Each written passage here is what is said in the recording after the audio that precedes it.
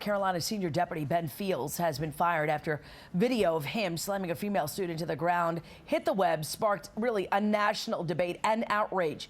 Fields, who was a resource officer at the school, was hired to provide security and prevent crimes on school grounds. Yeah, so of course we're kind of moving this forward here. In the past 20 years, we've seen security heightened in a lot of schools across the country. But is it necessary and does it work?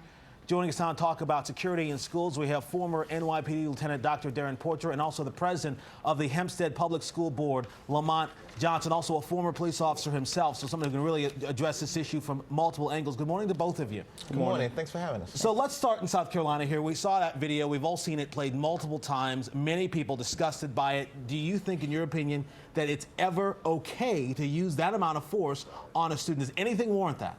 Well, if you have a violent instance, I can understand it. However, this is clearly stated this was not a violent instance, whereas the officer was called in for a cell phone complaint. So what he should have done was he should have removed her audience. Her audience was her power. By isolating, containing the student in a classroom, then he could have engaged in a dialogue. And now he would have been far more successful in getting the student to leave the room as opposed to using force to restrain him. I don't know what exactly, a lot of people are questioning exactly what happened that led to it, but all I can say is just looking at the physical force that was taken, it was egregious. As a result, he has lost his job. Rightfully so. And rightfully so, absolutely. But my question is, security in New York City. I remember back in the days when I went to school, we had metal detectors. We still have metal detectors when I go back to my high school. Now, what has changed in the past 20 years, Lamont, that you think is contributing to, well, a culture of, of them versus us, meaning students and teachers, and trying to take control of the situation? Well, security is definitely needed in schools. Through the years, we had several serious incidents across the nation where we had mass shootings of things of that nature. So security is needed. But we want the children to feel secure. The students have to feel secure. If you have a safety officer, a police officer, their job is to make the students feel more secure. They should feel secure at school. They shouldn't have to. But what are their rights? What is a teacher's right? What is a student's right when it comes to the classroom when something like this, an altercation over a cell phone, as in the case of South Carolina, gets to this sort of level? Well, no crime was committed.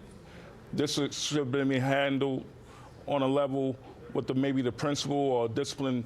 I don't think the police should have been involved. Can we talk about race for a second? Because I feel like, there is this undertone in this story. A lot of people have talked about the race of the officer, the race of the student. I was looking even this morning at some numbers from the Department of Education, their Office of Civil Rights, and even they say that, look, there is a difference in the way that certain students are treated when it comes to either law enforcement in the schools or school authority. The numbers they had: black children represent 18% of preschool enrollment, but 48% of preschool kids that are suspended for more than a day. These are preschool kids. In high school, black students suspended at a rate of 3 times the rate of white students. So, Lamont, I want to ask you, as an educator, as a former police officer, do you believe that there is a difference in the way that certain students are treated when they are in school by authority figures?